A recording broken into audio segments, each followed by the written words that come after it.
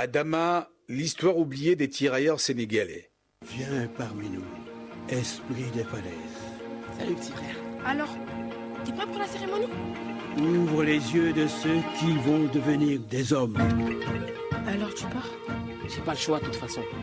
C'est avec grâce et subtilité que le long métrage d'animation Adama rappelle un chapitre oublié de l'histoire des tirailleurs sénégalais qui ont combattu pour la France.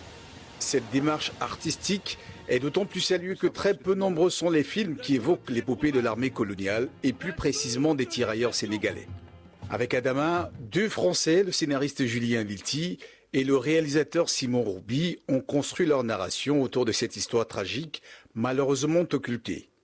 Dans ce film d'animation qui se déroule en 1916, Adama, un jeune garçon de 12 ans originaire d'Afrique de l'Ouest, part à la recherche de Samba, son frère disparu, visiblement enrôlé dans l'armée française. Son périple va l'amener jusqu'au front de Verdun en France, là où s'est jouée l'une des batailles les plus sanglantes de cette guerre. L'acteur Aziz Diabaté incarne la voix d'Adama, aux côtés des acteurs Pascal Zonzi, Jacques Mba et le rappeur Oxmo Puccino, qui prêtent également leur voix au film. Sauf ceux qui n'auront pas oublié. Qui n'auront pas oublié l'endroit. Merci de rester scotché sur les programmes de YouBiz News, votre chaîne Infomusement.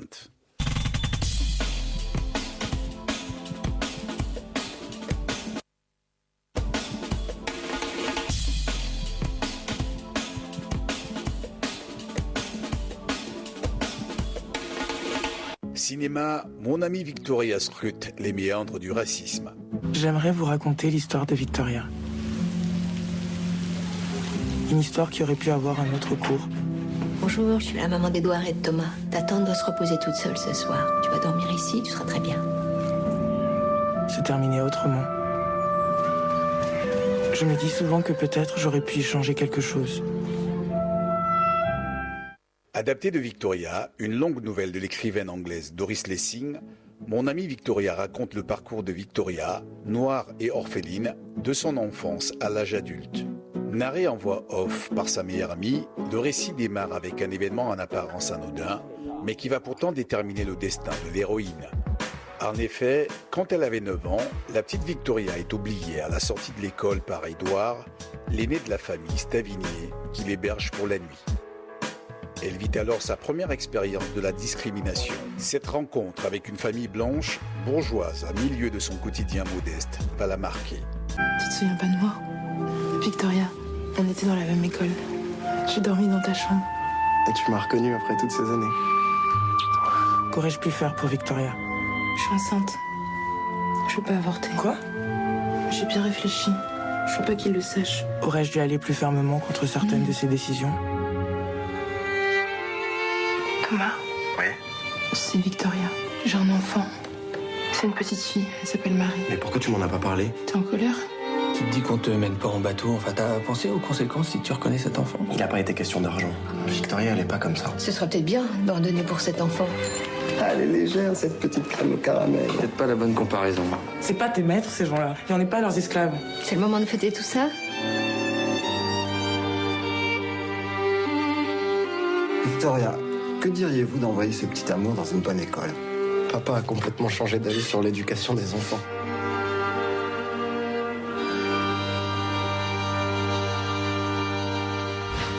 Musique, la chanteuse Yissel s'offre un premier album. Les instants oubliés, les paroles entendues, celles que l'on pensait perdues, remontent à la surface, au moment de s'étendre, au moment de s'y croire, tout ce que l'on pensait perdu, revient sans crier car on peine à oublier.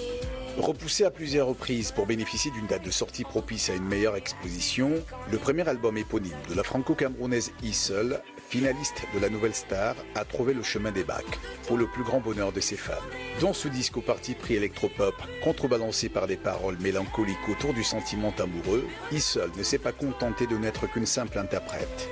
Elle a placé 2 textes écrits sur les bancs de l'école et a composé de nombreux titres en compagnie de Frédéric Fortuny.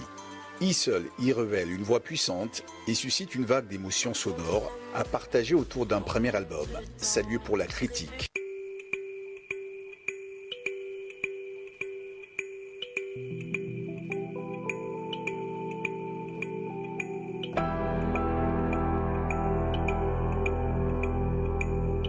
Ils sont venus, ils sont tous là.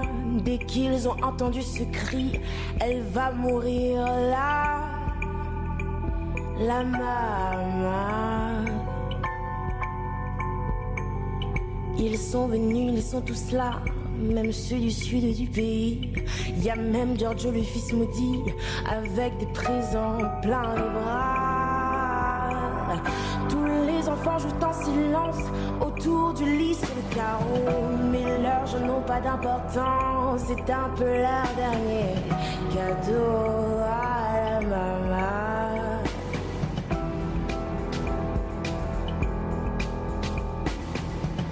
On la réchauffe de baisers, on lui remonte ses...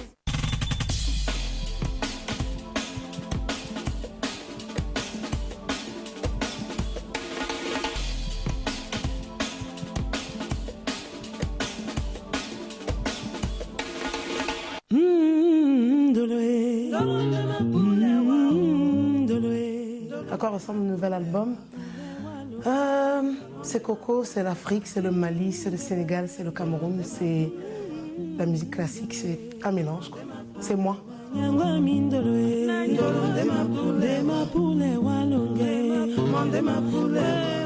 Je me représente dans ma tête en tant que sonneur de clairon, quoi. Donc les choses qui ne vont pas, je les dénonce.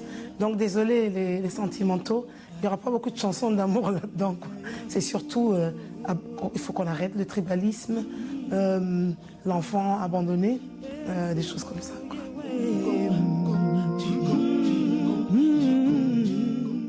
10 ans, c'est long, c'est vrai. Donc le dernier album sort en 2003, s'ensuit une tournée qui a duré peut-être 1 an et demi. Ensuite, on a fait le DVD live de cette tournée, donc ça a fait bouger encore les choses. Et après, je suis partie dans d'autres projets, notamment le Live Aid, donc la version Afrique que Peter Gabriel avait organisée en Cornouailles. Ensuite, j'ai chanté avec le Cirque du Soleil, le fameux cirque canadien, pour les chanteurs qui regardent cette émission en spectacle par semaine. La mort du chanteur. Donc voilà, ça m'a occupé aussi pendant 1 an. Voilà quoi, donc des choses ont bougé. Il n'y a pas eu d'album, mais je suis toujours là, quoi.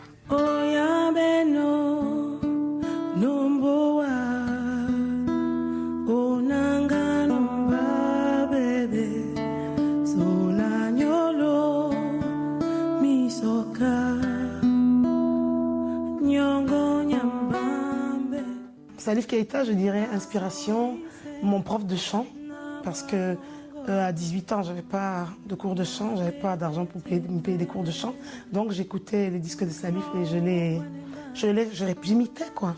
Et je me disais, j'espère qu'un jour je vais chanter avec lui, et c'est arrivé. Je suis devenue sa choriste pendant un moment. Donc, ouais, inspiration, respect.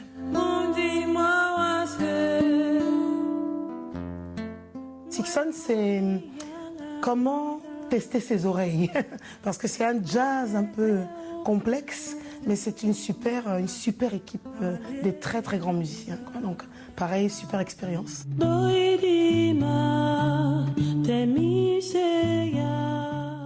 Touré Kunda, ça c'est extraordinaire, Ismaël et Sirou. Oui, c'est le Sénégal, c'est la classe. Pour moi, Touré Kunda, c'est la classe. C'est deux gentlemen, comme on dit de notre côté en Angleterre, des grands frères respectueux, polis, corrects, des grands communicateurs aussi, quoi. Et puis ça me fait penser à Jacques Lang et tout ça. Pour nos petits frères et petites sœurs n'étaient peut-être pas nés, mais la belle époque de la musique africaine en France.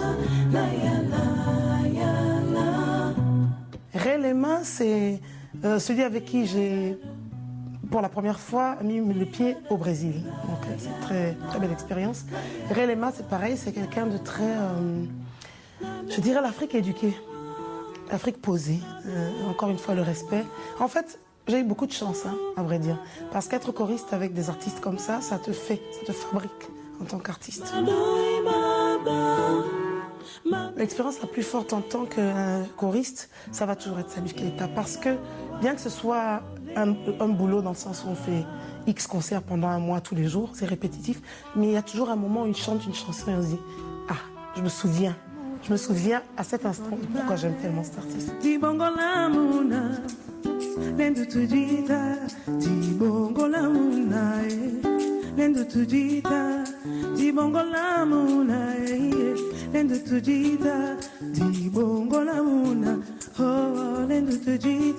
Donc je suis née à Paris, mais retournée au Cameroun à l'âge de 9 mois. Et le pays Sawa est très pertinent parce qu'en fait, je suis retournée vivre avec ma grand-mère.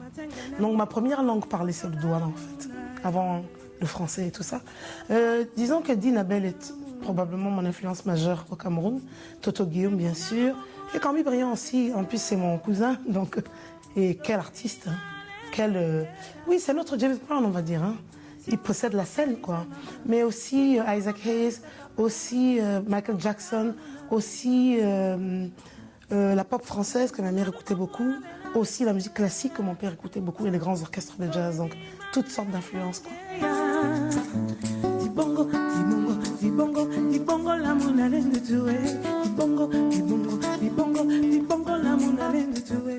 Mes références, il y a Myriam Makeba, il y a Alice Walker, il y a Toni Morrison, il y a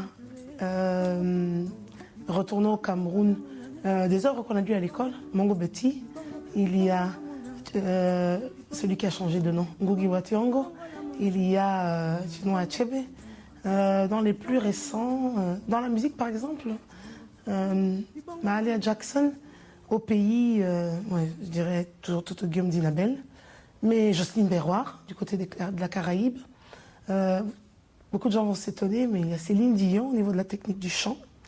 Il y a Whitney Houston qui est disparue, il y en a tellement. Je me sens très bénie quoi, d'avoir été exposée à toutes ces choses-là. Donc, voilà.